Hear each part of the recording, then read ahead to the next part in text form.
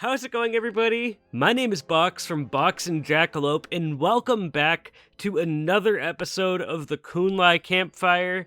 This is a very awesome episode because we got the OG3. We have Banarak, formerly known as Skoll Shorties, but is now just Banarak. Welcome, Ban.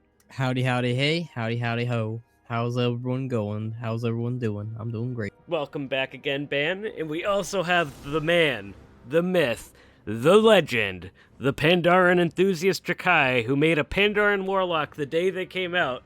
Welcome back, Jikai. This is the first time we've talked in a while in general, too. It's been a long time. Been quite a while. I've heard the people crying out my name, and here crying out for the Kun-Lai Campfire again. So here I am answering the call of the roll soul. Yeah, I heard something talking to me, but it might have been my brain just telling me to buy a burrito or something. Yeah, that often happens. You get it mixed up. It's pretty similar. So.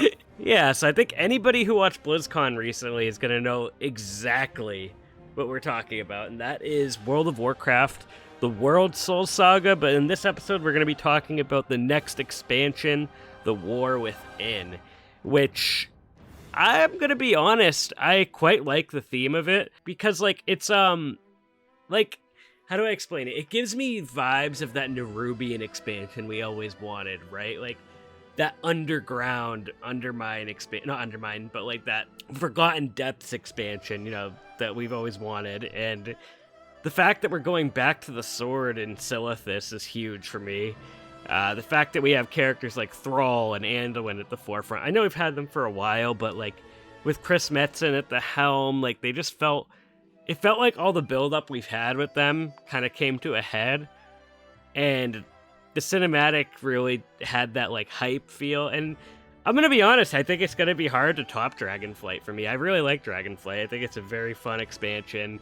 I've liked the storyline, I like the music. I need to play more 10.2. I barely played it at the time of this recording, but yeah, no, I think that Blizzard had a very solid showing of the War Within.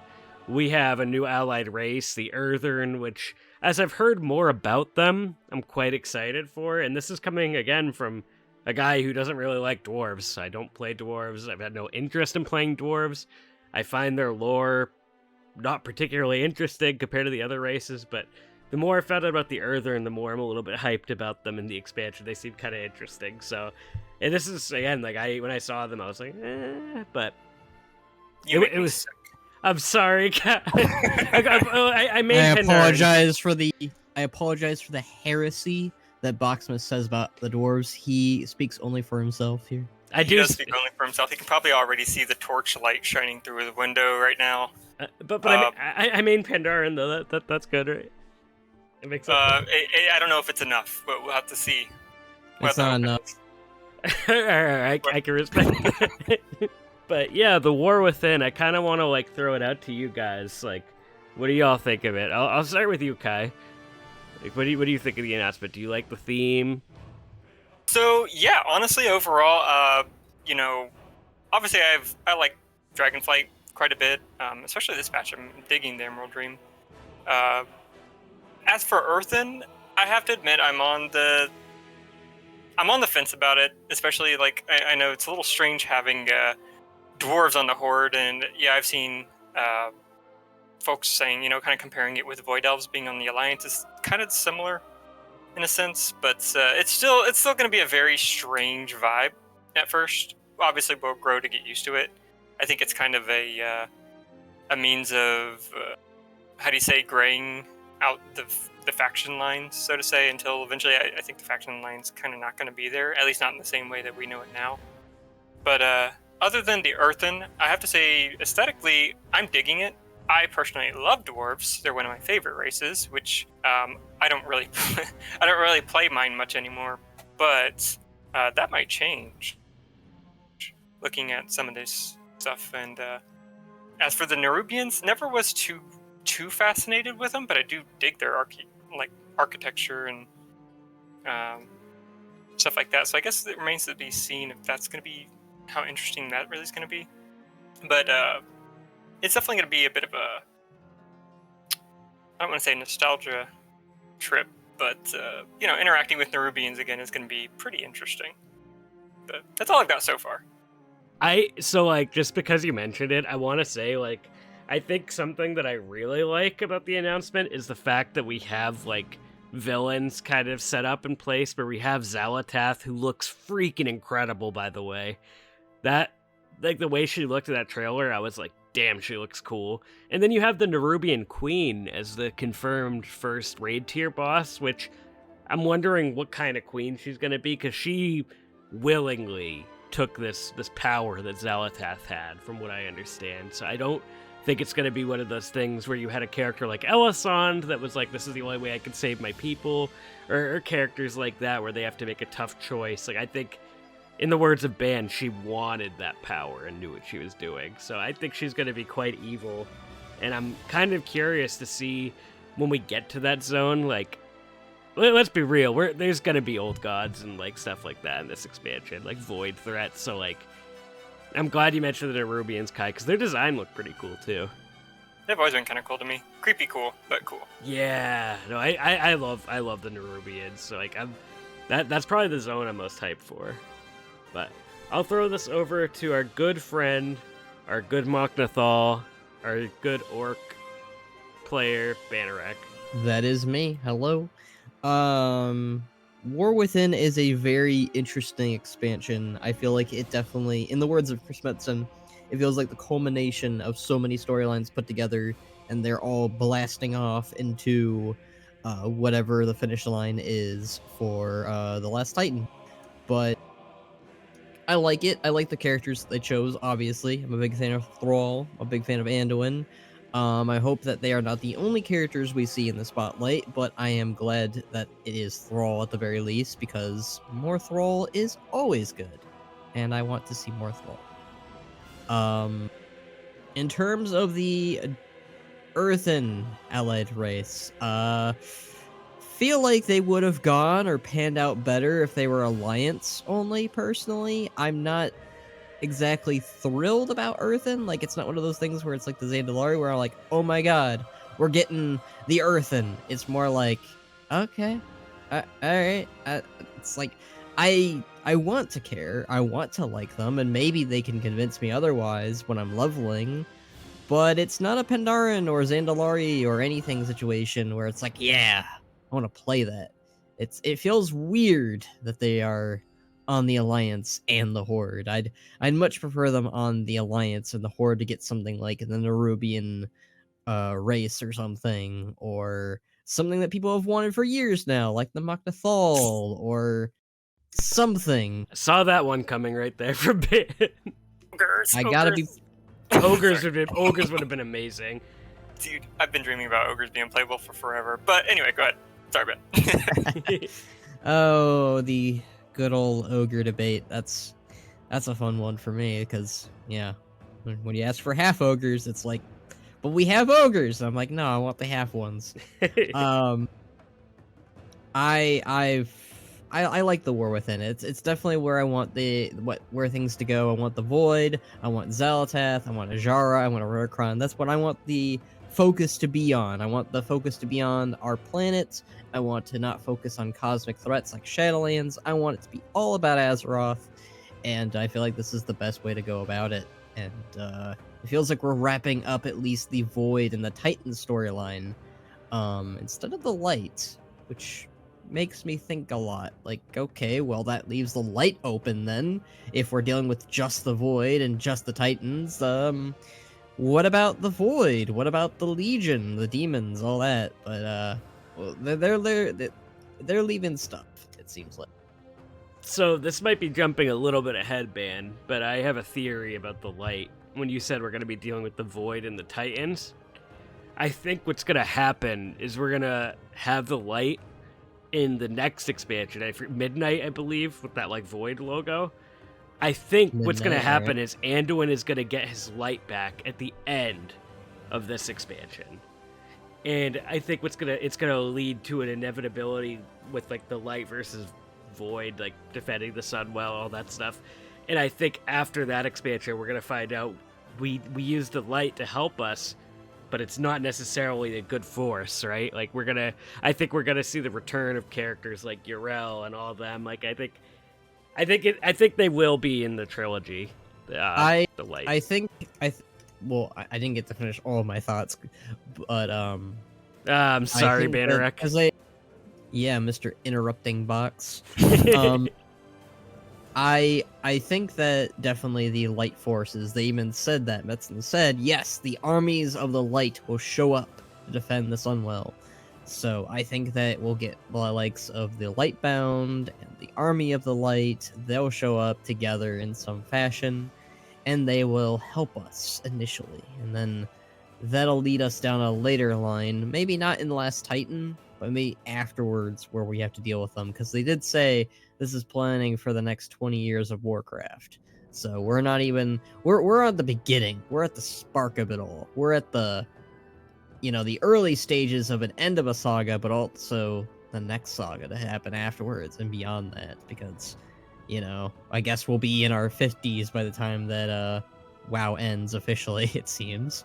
I like the Nerubians.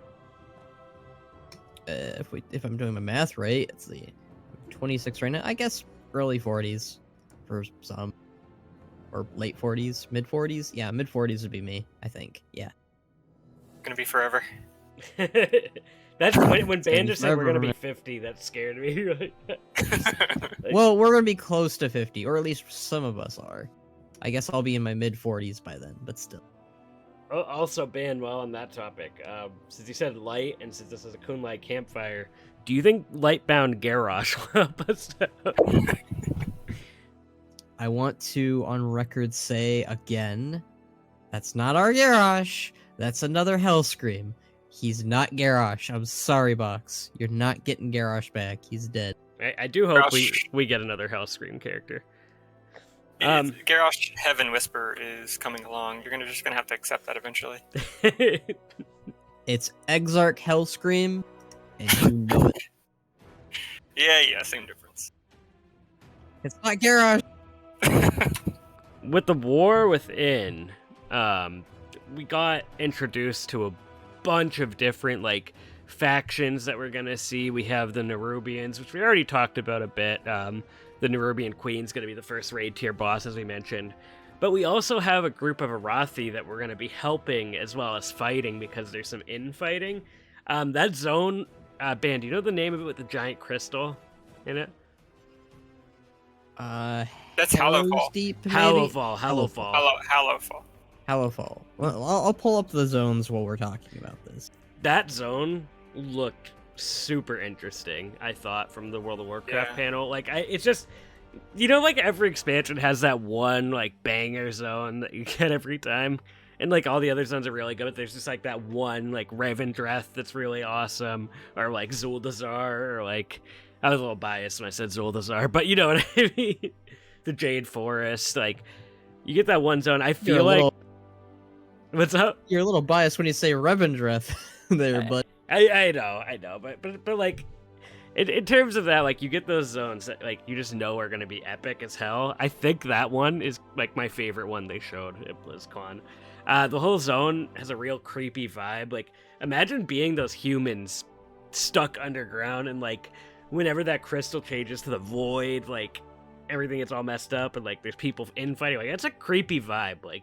I even said to Ban during the Zaralek Caverns zone, just that underground vibe is creepy and old gaudy, and I'm all there for it, and I can't wait for that zone in particular. But do you guys think the Arathi are gonna be small villains, or do you think we're gonna deal with them throughout the whole expansion, or will they be the Sundered Flame? Yeah. Sure, I can take a swing at it. I think that they will be integral to Anduin's plot. They are a human faction, an old human faction, that are within the depths of Azeroth, and as you said, they are, they're leaning towards the light and leaning towards the void, it seems. That seems to be the current dilemma that they are dealt with, and I feel like they might lose their light by the end of it, or they'll find it without that crystal. I don't think the light light has never been dependent on an object. It's dependent on you as a person. So I feel like Anduin will kind of come to grips with that it comes to his own personality, his own convictions, and it'll probably result in that. And I feel like the Arathi will be on our side, but I also feel like a good portion of them will be swayed by Xalatath or swayed by a malevolent force of some kind. Maybe even the light itself will be like, don't trust those folk. We're bad.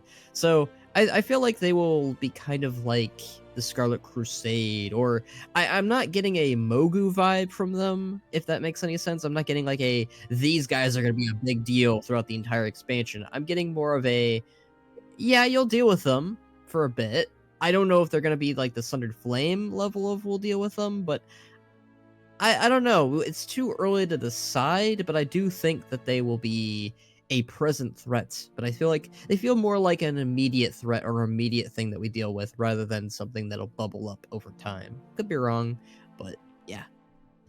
All right. Kai, what do you think?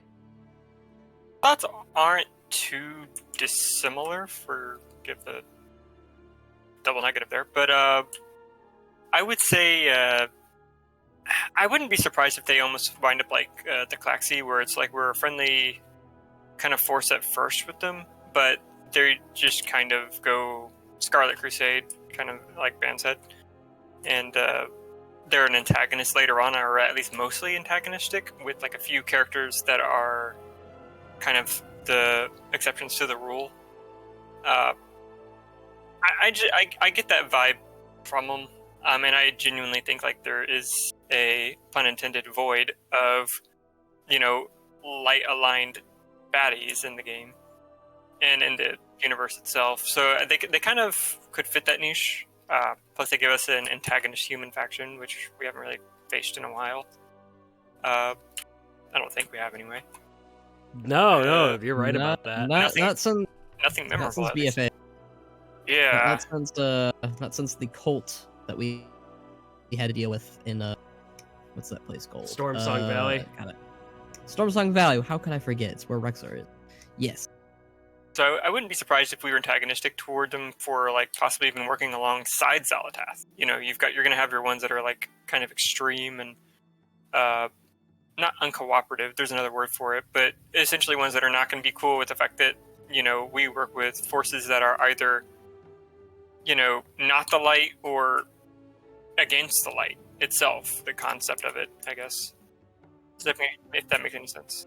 No, it absolutely does, and I think too, to go back to what Ban said, I like you can incorporate it into that cosmic storyline, like you said, Kai, but you can also incorporate Anduin into that storyline, which that's something I like. I really like how Anduin was characterized, by the way, in that cinematic. Like, he was really well done. Because I really, I'm gonna be real, and I know a lot of people don't like Shadowlands. I hate Shadowlands, but I really didn't like the whole thing with Anduin in Shadowlands. It was just but what it built into, I do like. So I kind of get what they were going for with where they wanted to take the character at the very least. So now that we talked about the Arathi a little bit, I would like to talk about everyone's favorite orc character. Garrosh, no, I'm just kidding. Thrall. So I wanted to talk about Thrall and what you guys thought about him in the cinematic, and what do you think what role is he gonna play for the Horde player character throughout the expansion? Because Thrall was really awesome in the cinematic, where I think Ban and I talked about this, but Ban said he's very, it's him and Anduin were in mirrored spots. Thrall was kind of where Anduin was in BFA and stuff.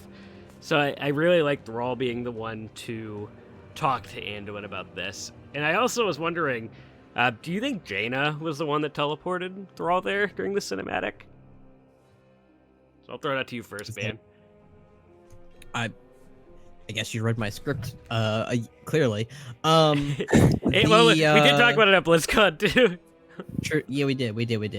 It's based off of the script, but you also read my script. Yeah, I think it was either Jaina or it was Magni. I'd say, in terms of if that's the only question. If you want me to say more, I can. But Yeah, in terms of that, I think it was either Jaina or Magni. I think that Jaina reached out to Thrall and was like, hey, my nephew, because not by biological standards, of course, but, Jaina always has had a soft spot for Anduin and vice versa. And I think that she would have been like, Thrall, he's dealing with a lot of the same issues that you went through, and you had Sarfing for that, but he really has nobody, and you need to go out there and talk to him. And Thrall was probably like, yeah, I can do that. That's probably a good idea. We need Anduin, because Anduin is, in a lot of ways, a pillar on Azeroth. If not for him, Sarfing would have given to despair and given up. If not for him, Sylvanas would have probably won in her war in the Fourth War and gotten so many deaths and all that other things. So, in a lot of ways, Anduin is definitely necessary for the Alliance. He's also necessary for peace. Without Anduin, you don't really have that person who's the most vocal that the Horde and the Alliance need to get along. Once you pull that peace away long enough, I don't know how long peace will last. It's one of those things in Warcraft that I definitely think is a constant where peace does not last, even for the factions. I know people are like, I don't want that storyline, but I think it will happen eventually. It definitely will again. I was about to make a joke, like we're going to be at BlizzCon after the last Titan. Chris Metzen's going to be like, World of Warcraft, the 5th War Saga. I'd be down for that. I actually would be too. Yeah, it's like low-key, I do kind of enjoy faction conflicts, but I like plausibility. That was really my whole hang-up with BFA, but I've already gotten into that before, so I won't do it again. But Kai, what do you think about Thrall in the cinematic? I didn't get to talk about Thrall. Oh, go ahead, Ben. I'm sorry. You only asked me about the Jaina bit. That's what I thought I was answering for. Oh, no, you can talk about Thrall. It's about what you thought of Thrall and his, what is his role going to be as the Horde, leader. I definitely need to talk about this because Thrall is my second favorite character. You can guess who my first favorite character is. Thrall, as far as I see him in this expansion already, he seems like a sort of guide, a mentor, a figurehead for us and for Anduin. Specifically, though, the cinematic demonstrated that Thrall seems to have a better grasp on the voice than Anduin does. And I think that has a lot to do with the fact that he used to be the world shaman and that he is one of the best shamans in the world. So I think that he is going to be more of a guide to both the Horde and the Alliance and everyone, really. He's going to have a good grasp on what's happening and lead us into the turmoil that's happened to our world soul. Probably better than Magni. I have this feeling in my chest that Magni is going to have a lot of doubt regarding his role because of the events of Battle for Azeroth, where he thought he was doing things right. He thought he was listening to Azeroth, but as it turned out, the voice that he was listening to was N'Zoth's or something, because they manipulated him. They used him as a tool to free N'Zoth. And I feel like Magni, that'll be touched on with Magni's storyline, that he is a doubtful speaker, that he doesn't really know who the voice he's listening to anymore, and I feel like Xal'atath is going to mess with that too. So I think Thrall is going to be more of he's going to have an understanding of what's going on more than Magni does, just because Thrall is Thrall. He's not going to take, the voice of an old god to heart. He's going to take the voice of Azeroth to heart. And I feel like that might be his place, maybe. I would be okay also with him maybe rallying the Orcish clans to, defend Azeroth proper. You see some orcs in the key art there in the background with some human footmen. So, maybe the orcs rally behind their good old former war chief, or maybe he'll adapt and become the war chief again for this role specifically. Doubt it, but I would love him to become the Lord of the Clans, if not war chief. All right. I dig it, Ben. I would say I kind of hope for a similar thing from Thrall. I as much as I'd like him in a leadership thing, like you said, I don't think they're going to. But if they made him war chief again, I'd be all for that. I could very much see him in that mentor role, maybe the main character in like one of the zones. You know how we always kind of get that character that comes with us for a zone, which is I always welcome more Thrall. You can never have too much Thrall. At BlizzCon, Ban and I were pointing at every Thrall banner that we saw. No joke. But Kai, what do you think of Thrall and the next expansion? Definitely disagree with the whole too much of Thrall thing. I mean, kind of was a long time ago, but the too much Thrall voice was heard pretty often back then.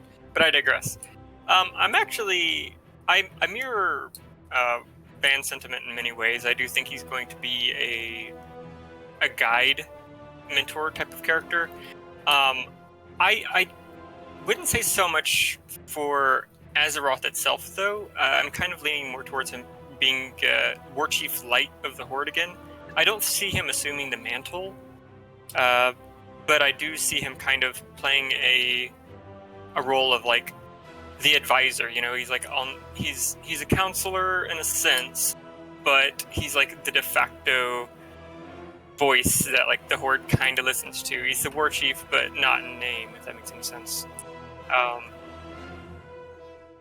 As for I don't know. As for his relationship with Anduin, it definitely seemed. I mean, playing just from the cinematic, in a sense that like he's definitely aspiring for peace between the factions. I think it would take something pretty dramatic for that to change. So I don't know. For his role, I genuinely think he's just going to wind up being kind of like the vehicle through which the Horde perspective is played out in the future. But I don't really see him doing. I don't see them leaning too much into him, kind of representing Azeroth itself. I do think that will be Magni, and possibly even other characters in the future. But I still kind of see him as being like the Horde voice, if that makes any sense. It does. To reiterate or try to narrow down what I was trying to say, I might have misinterpreted, I'm not sure. But I'm not saying like he'll become the speaker when Aunt Magni isn't. Magni's still the speaker. Magni's still the main guy. I'm just saying I feel like Thrall will kind of be like that secondary guy that'll be like, Magni, like, I don't know, buddy. That doesn't sound right to me. I think that it's this. Maybe. That's the type of interpretation I was trying to go for, where he's like, he's the secondary guy. He's probably the best next guy to swing at it if Magni's having trouble over there or something. Yeah, I can understand that, yeah. But I do think he is the representation of the Horde going forward in the storyline. He is the main guy. I do like that he's the one who rallies Anduin. Like, it's nice that it's not Anduin rallying Thrall. Like, it's a vice versa thing. It's like, no, Thrall is here to recruit Anduin for this mission, and Anduin's going to follow Thrall. So I'm curious if Thrall will be the main guy leading us to this charge, which I would love that, because I feel like a lot of the Horde has been vocal about this, but it does feel like the Horde has been playing second fiddle in terms of who is leading the charge to something. It's Khadgar, it's Anduin, I mean, sure, you had Sarfang a little bit in Battle for Azeroth, but even Sarfang admitted he wouldn't have gotten that far without Anduin, so it kind of feels, I felt a little Horde starved during like Shadowlands. Yeah, I think. Yeah. I feel Horde starved during Dragonflight, and I love Dragonflight, but it feels like we needed this. I know so many people, for some weird reason, it's always Thrall. They always go, we've had enough Thrall, no more Thrall. And it's like, no, we've not really had Thrall for a minute.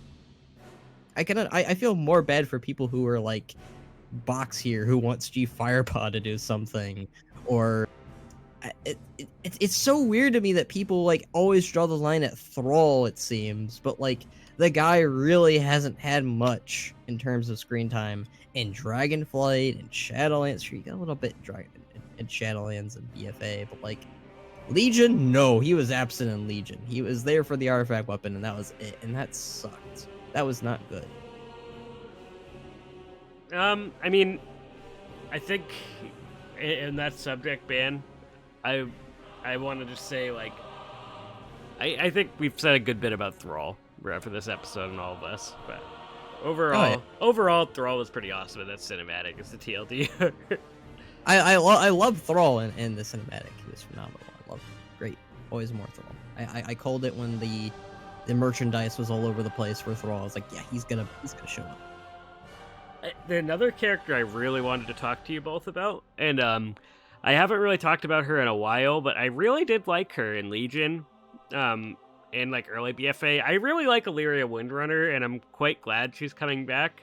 At first her new design, I was like, I wasn't sure about it, but now the blue outfit looks cool, and kind of fits like the more Void Elfy look too, even though the green is pretty iconic.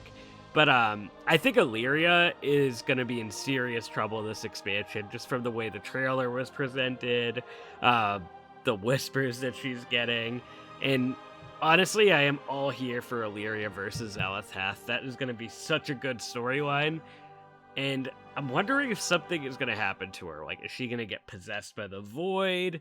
Not to get too far into this, but like, I think it's setting up.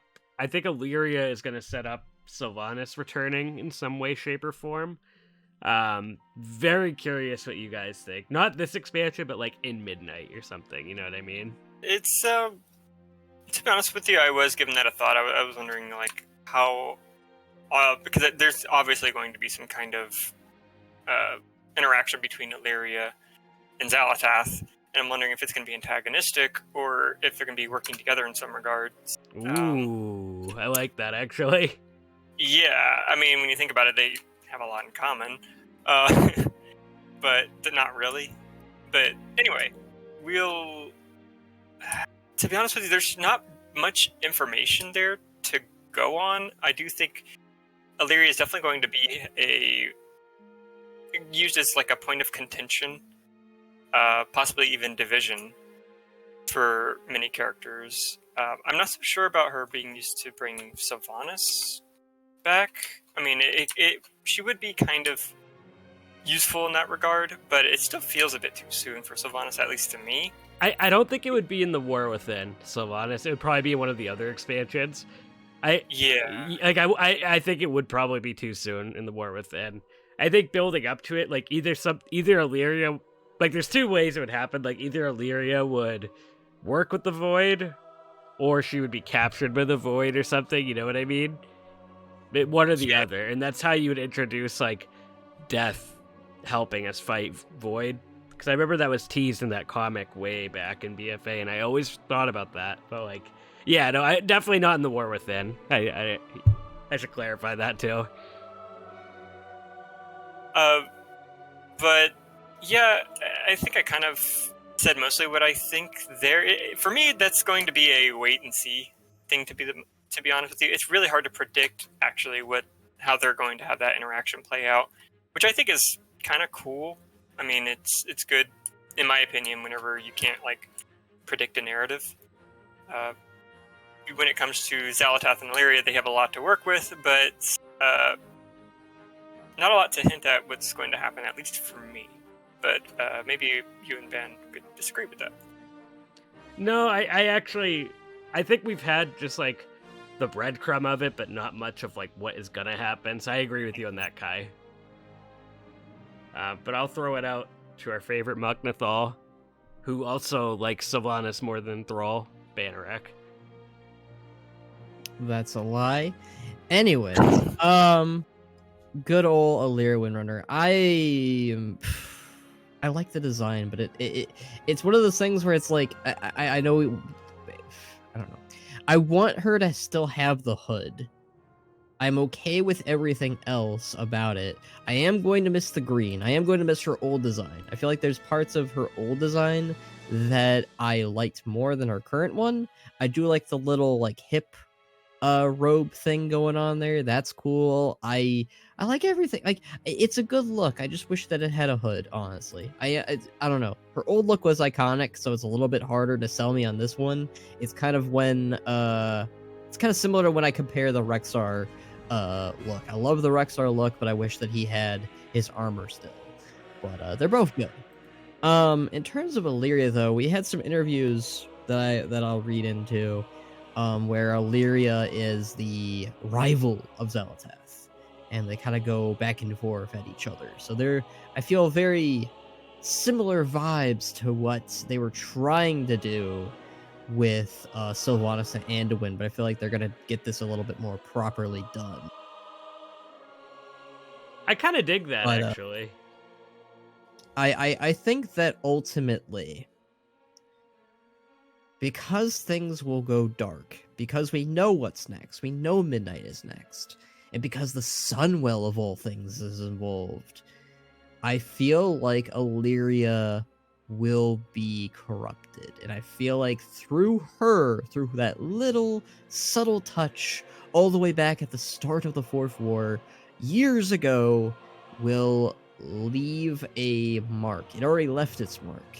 That will lead to the Void to try and claim the Sunwell, try and claim that last little remnant and spark that is the Well of Eternity.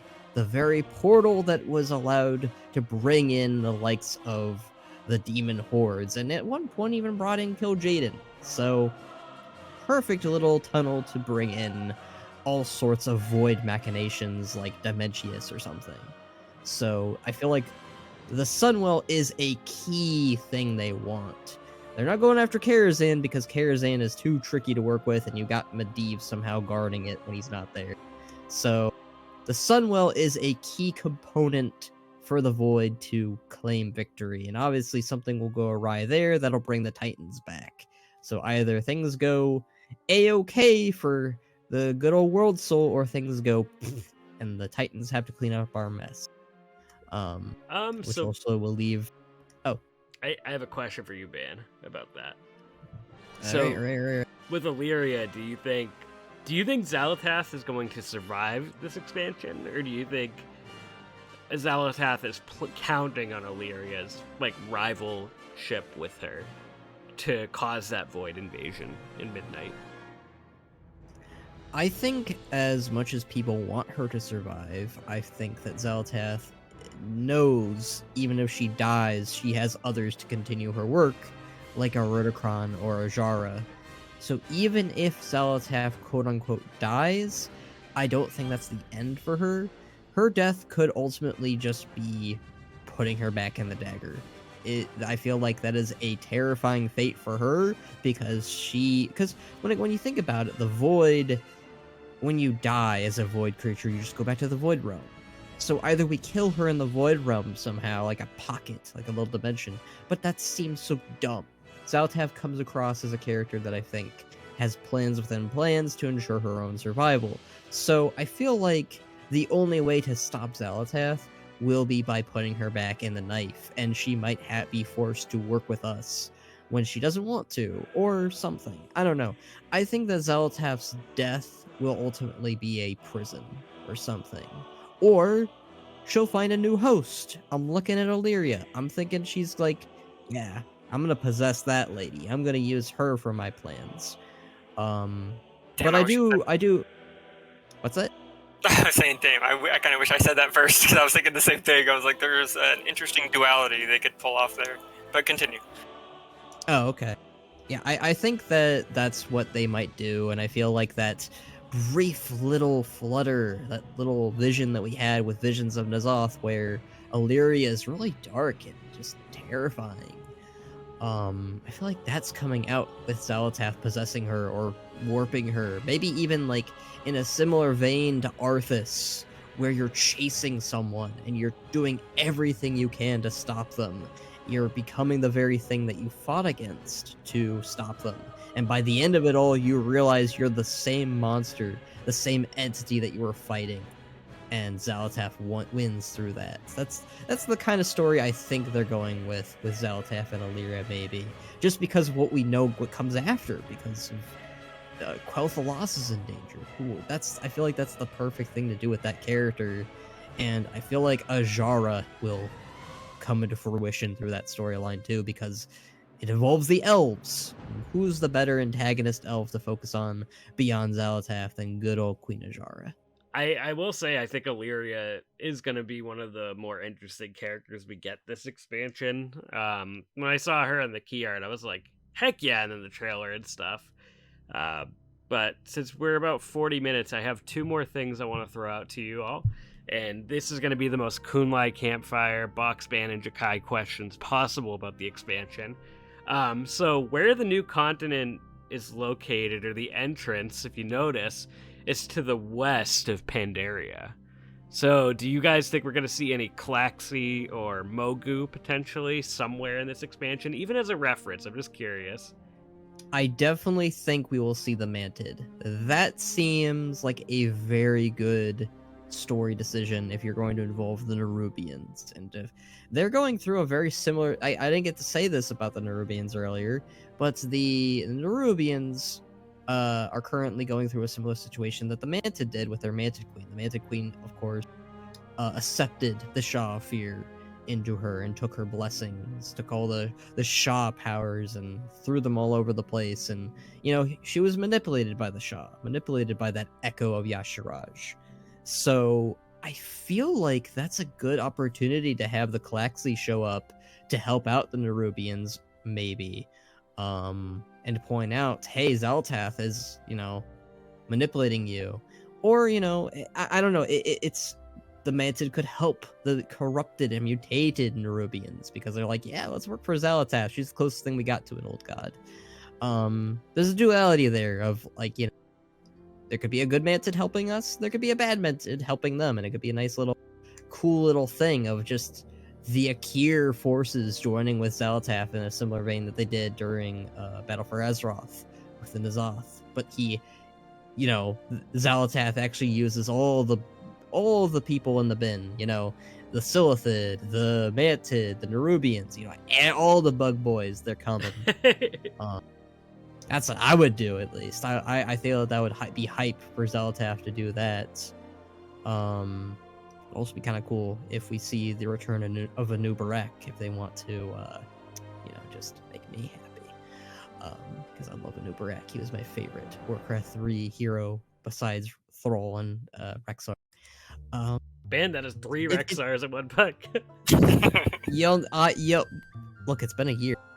I have to catch up. I have to catch up. I have to throw Rexxar at everyone's faces, otherwise, how do you know it's not me? I could be a fake. Okay, that's fair. That's fair. You could have. I'm a band imposter. I am sus. I think it's also really interesting when you think about the Nerubians in a way that the Nerubians do not worship the old gods. They stopped doing that. So with Pandaria being nearby, I would love some Pandaria inspiration for the expansion. If they wanna throw Pandaria in because of how close it is, please do. Everyone loves Pandaria. Why not? All right. Kai? Great segue, by the way. Not everybody loves Pandaren, but everybody that doesn't isn't worth hearing out. Anyway, it's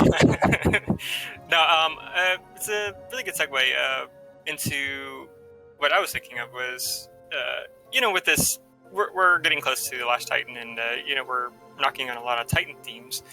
And what is Pandaria on top of? Well, the engine of Nalak Shah. I think if you're likely to see any Pandaren races, you know, obviously other than the Pandaren themselves, you're going to see the Mogu. And possibly we could be revisiting the engine of Nalak Shah for one reason or another. Obviously, the Titan facilities are going to be very relevant in the future.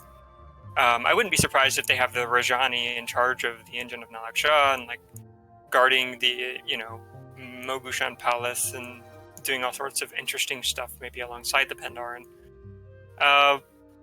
So I'm not so sure about the Klaxi. I don't think it's too weird to consider that they could be working alongside the Nerubians. That definitely seems like a match made in the deepest depths of hell, but in the best way possible. But I do think you're very likely to see a Mogu. Like, that's just, you know, it feels very likely. And again, with Titan themes going on, yeah, it just feels like the engine of Nalak Shah is eventually going to be relevant. I'm desperately hoping that means a return to Pandaria in some regard. Even if we're underground, that's fine. But, you know, hey, I'll take it. I'll take it. Underground Pandaria would be pretty cool. It'd be sick. I mean, could you imagine like the Pandaren aesthetic with the Shah and shadowy themes again? You know, but like updated into a modern setting. Heck yeah, sign me up. Are you kidding me? And like, I'm sure there's like more Mogu vaults that no one's found or anything. Like, oh man, that sounds like a good expansion. Yeah, they could always have other ways of getting a way into the engine of Nalak Shah, or heck, they can make a storyline out of some baddies trying to make a new way into the engine of Nalak Shah, because, you know, the other ones are defended by the Rajani and the Shadowpan or something like that, you know? Mhm. So there you go. Good way to kind of have Mogu present if you want them. I would rather be beating them up, but that's fine. Yeah, I think Mogu are the ones we're going to be most likely to see, if anyone. Awesome. I honestly didn't even think about that, but I totally forgot about the Rajani, so that was good that you brought that up, Kai. I think they would tie in well with the engine of Nalak Shah, you know, and the Titan themes and right. Yeah. I like both your theories, to be honest. I could see both of them playing out, like, legitimately. I don't really have much to add other than that. Like, I think there's a good chance we'll see some sort of Pandaria stuff in the War Within. Especially with it becoming one of those, like it already is, but that nostalgic expansion. You know how Blizzard loves the nostalgic strings sometimes and stuff? Sure. So, last question for both of you, and I'll be toxic and start this one too. I would like to know what characters you all would love to see in the War Within, outside of the big three, and like a small storyline or a quest chain. So I'm gonna start off, and I will outright say it because I say it every single expansion. G Firepaw, baby, where the hell is he? I mean that in the most respectful way possible. G Firepaw, I hope we see him in a quest line in some way, shape, or form, with the Earthern, because let's not forget, G and Asa are the ambassadors of their faction. And one of the things that annoyed me in Dragonflight is when the Drakthir arrived, they said nothing. I noticed that. I was like, oh, come on, like, you couldn't have had them just have a little bit of dialogue or something. So, at least with the Earthern allied race, I hope that they get some sort of dialogue, or maybe they're the people to introduce them to the factions. That's the way I could see them having a part. Of course, seeing them in an actual quest chain within one of the zones would be fantastic. Maybe the meadery, you know, that would be kind of cool. But yeah, I'll use my one character on G Firepaw, because we need more G Firepaw in our life. So, I'll throw that out to you guys. Hey, who wants to take this one first? You want to take that one first, Ben? I guess I can. All right. I'm such an obvious guy. I will say my usual piece. Of course I will. I know what's coming. Rexxar.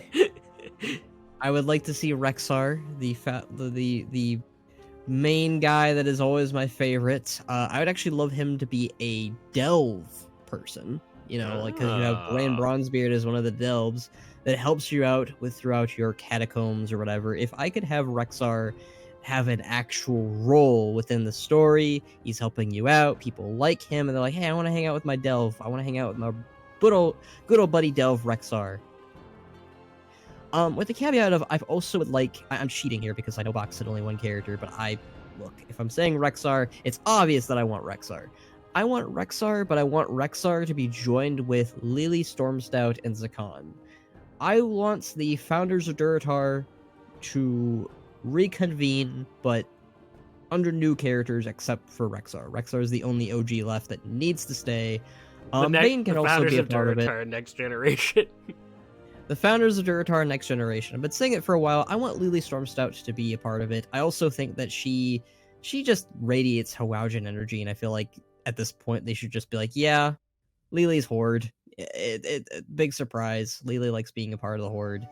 Zakan is kind of a obvious answer where it's like, you know, he feels like a bit of a Rokon in a way, and you know, he's growing into his own, and I liked his relationship between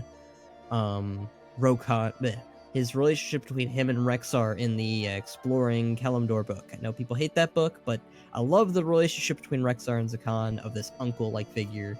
And I like that. I'd like to see that more in the game. I feel like it would be incredible to see the three of them together, handing you out quests, helping you out at the very end against something. I don't know what it would be, but that's what I want. I know it's such a same answer that I give every expansion, but you know what, Ben? You gotta do what you gotta do. I feel like they have been giving us more Rexar throughout the years. They gave us a little bit in Dragonflight that made me happy, and there's something coming. There's a trailer that they've dropped that made me happy, and the quest line that they had with coming for after Bovan died. I really liked that, and I want to see more. If they don't do the new generation, give us the old generation. I'll be happy with Shen and Rexar and Rokan. But yeah, that's who I want. I want to see them again and be relevant. It'd be awesome to have Rexar be sided with Thrall, be the first one to step up and be like, I'm your man, Thrall. Let's go save Azeroth. Let's go. You know what, Ben? I dig that. I dig all of that. Yeah. I actually remember them saying something about... I cannot remember where for the life of me. I've been trying to think of it ever since you said it, but you mentioning that it's so obvious that Lily is kind of Huojin. I mean, I believe a character actually said that. I believe Shen Stormsow actually outright said Lily had a very Huojin personality at some point or another. I cannot remember the source, but I swear I've heard that before. Well, yeah, I think it might have been... Was it in 8.3?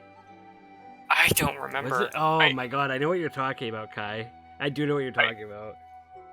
I'm glad somebody else remembers something. Like, I know there's a character that has actually physically said Lily Stormsouts suits the Huojin philosophy, but... Might have been in Shadows of the Horde, or it might have been in Exploring Pandaria, I'm not sure. Maybe. I did like the Huojin in Exploring Pandaria. The little camp. About that, I haven't gotten ready yet. But anyway, which is I want to. As for characters I'd like to see, in truth, I mean, I was gonna say I hate to bring another Pandaran character up, but I actually don't. Lore Walker Cho. Ooh. I think he would fit very well with the storytelling element, especially with Titan themes. It feels like they almost go hand in hand with him, at least. Like, he'd be a very good character to kind of, just be a storytelling character with all this stuff going forward. He doesn't just have to be about Pandarian lore and, things such as that. I feel like he's a very entertaining, very lovable character in general. He's maybe my personal favorite character. But, yeah, it's hard to really say much there other than, he fits a role, he fits a niche, and I'd love to see more of him. And I think he's got an element of charisma about him. He could be a very good, just Pandaren character that is, one that you're happy to see show up time and again. I mean, we've got Nomi, which is kind of interesting. And I'm not convinced he's... become a character outside of the fact that he's on the BTR and he's just kind of become a meme. But yeah, I feel like he could be a very good, neutral Pandaren character who just fills a role. That isn't an ambassadorial one, I mean. I didn't even think of Lore Walker Cho, but I feel like he's been criminally underused over the years, to be honest. For sure. Yeah, in my opinion, especially his voice acting. It's phenomenal. Oh my god, I love his voice actor. I do love Jim Cummings, and I do love Lore Walker Cho. He was one of the main highlights of Pandaria. I love a character that just can sit down with you peacefully and be like, I'm gonna tell you a story. Lore Walker Cho is one of those good characters that I definitely like, and I could see more of him. If he's he feels like the Bran Bronzebeard for the Pandaren in a good way. So I would be down for him. If he's a delve as well, that'd be great. Ooh, he would be a great delve. He could give you more lore and stuff. I'd love that. For sure. Yeah. Yeah, there's a lot of different roles you could kind of put him in. I know that he's not much of a fighter, but it would be kind of cool if like the way he fights is like he like throws out images from a book and like they fight for him. I think that'd be kind of cool. I'm all for it. All for it. I've expected him to show up in Dragonflight and they finally reveal he's a dragon, because that's been a long, it's been a long-standing theory. But I don't know if I don't know if I'm crazy about that theory. I I'm like not him as a Pandaren. either. I do too, to be honest with you. But I was kind of expecting it just because of how much that was being discussed. You know, 'cause, like Dragonflight. okay. You know, we're gonna find out if there's any truth to that theory or not. I'd be down for his ancestor being like an early version of the Time Walkers or something, whatever they're called. Yeah. I'd be okay with like a Dragon Sworn Pandaren. That'd be cool. Sure.